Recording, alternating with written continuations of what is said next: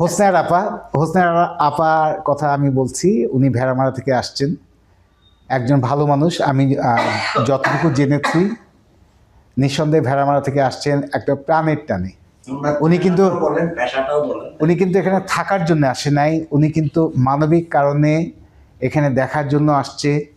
যে স্বপ্নটা ওনার মধ্যে ছিল যে উনি একটা ওল্ড হোম করবেন, আমি যেভাবে ভাবি এই ভাবনাটার কিছুটা অংশ বোধহয় ওনার মধ্যেও ছিল। এই প্রাণের টানে উনি আসছেন।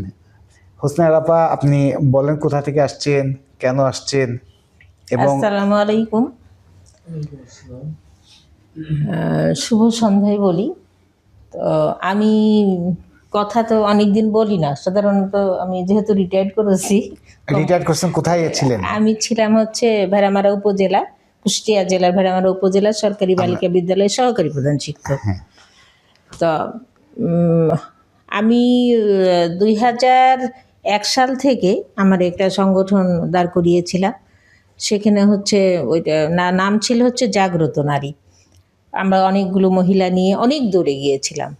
তারপরে হঠাৎ করে আমার ওটা ভেঙে যায় স্বপ্নটা। কারণ হচ্ছে আমরা কাজ করেছিলাম বিশেষ করে আমার প্রথম উদ্দেশ্য ছিল হচ্ছে ওই যে বাল্য বিয়ে রোধ, আর দ্বিতীয়ত হচ্ছে বৃদ্ধদের নিয়ে কাজ করা। মানে বৃদ্ধ বলতে এই যে এখানে পুরুষদের কথা হচ্ছে, মহিলারা কিন্তু বেশি নির্যাতিত। কেন? শাশুড়িকে বউ শাশুড়ির যে সম্পর্ক, সেই সম্পর্কটা একেবারেই থাকতো না সেই সময়। মানে সেই সময় বলতে এখন তার দেখি না আমি, সেই সময় আমার কাছে অনেক অবজেকশন আসতো, অনেক কথা আসতো। সেটা নিয়ে প্রথমত মূলত কাজ করেছি, মিলিত করেছি, ভেঙেছে, এরকম অনেক কাজ করলাম। আর বৃদ্ধাশ্রম করাটা আমার স্বপ্ন ছিল, যে এই সব মহিলাগুলোকে সরিয়ে নেব। সেটা আমার দিয়ে সম্ভব হয়নি, আমি ব্যর্থ।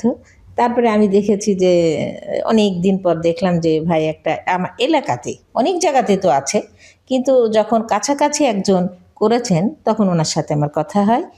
আমি সেই আঙ্গিকেই এখানে আসছি। ওনাকে ধন্যবাদ যে এটা করার জন্য আমি আসছি। গতকালকে আসছি, আসার পরে আমার ভালো লাগছে।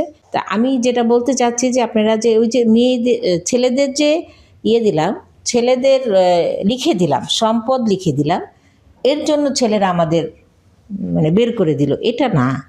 আসলে আমার মানসিকতাটা কেমন হতে হবে, সব সন্তান কিন্তু বের করে দেয় না।